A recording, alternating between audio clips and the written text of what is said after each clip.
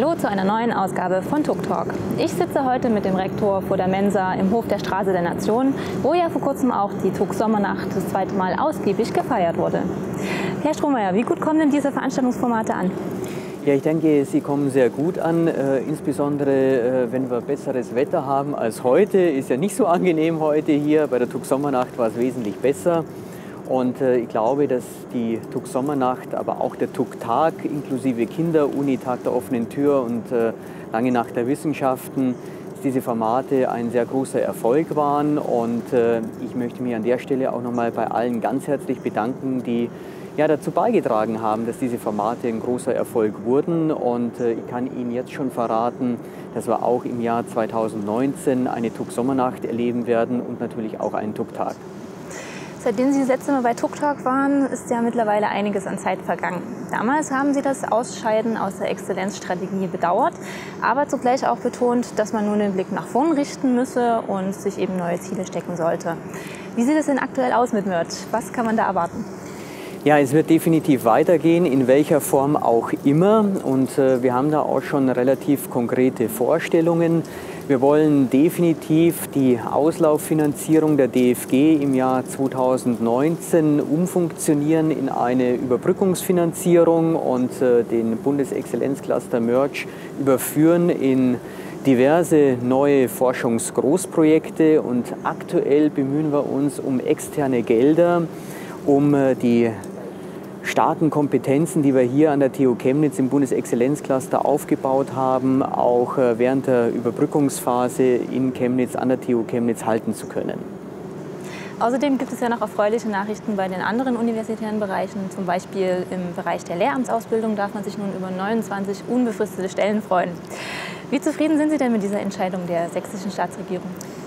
Ja, Sie haben es natürlich jetzt schon ein Stück weit vorweggenommen. Wir sind natürlich sehr zufrieden mit der Entscheidung der sächsischen Staatsregierung. Wir haben ja immer gesagt, wir sind gern bereit, die Grundschullehramtsausbildung in Chemnitz zu verstetigen, wenn der Freistaat Sachsen das Ganze finanziert und wenn das nicht zulasten bestehender Bereiche geht. Und die Entscheidung der sächsischen Staatsregierung trägt dem ganz klar Rechnung. Und an der Stelle muss man sich natürlich ganz klar bedanken bei all jenen, die direkt, möglicherweise auch indirekt zu dieser Entscheidung beigetragen haben.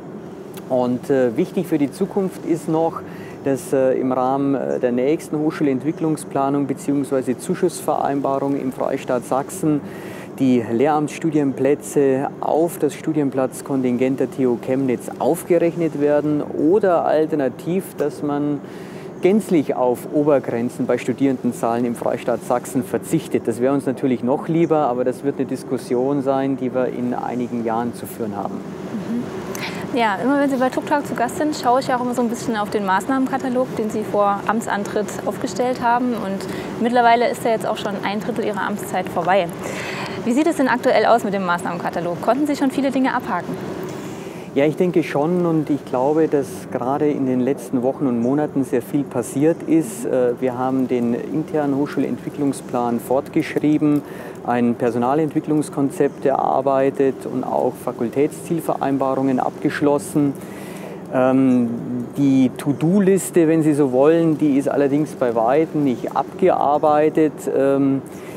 Denken Sie beispielsweise im Bereich der Lehre an die Systemakkreditierung, im Bereich der Forschung an das Forschungsinformationssystem oder im Bereich Transfer an den Forschungscampus Annaberg-Buchholz.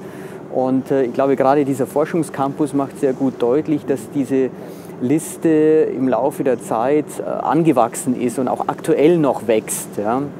Und ich denke, dass das aber auch gut so ist. Und ja, ich kann die Hochschulöffentlichkeit nur dazu aufrufen, weiter Ideen und Anregungen an das Rektorat heranzutragen, so dass diese Ideen oder Anregungen möglicherweise auch auf der To-Do-Liste landen und dann im zweiten Drittel oder dritten Drittel der Amtszeit erfüllt werden.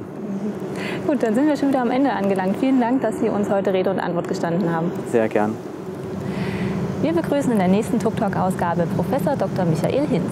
Er ist der Dekan der Fakultät für Wirtschaftswissenschaften und spricht mit uns über die Digitalisierung und das anstehende 25-jährige Fakultätsjubiläum im November. Fragen, Themen oder Gästevorschläge können Sie uns wie immer unter der eingeblendeten E-Mail-Adresse einreichen. Bis zum nächsten Mal.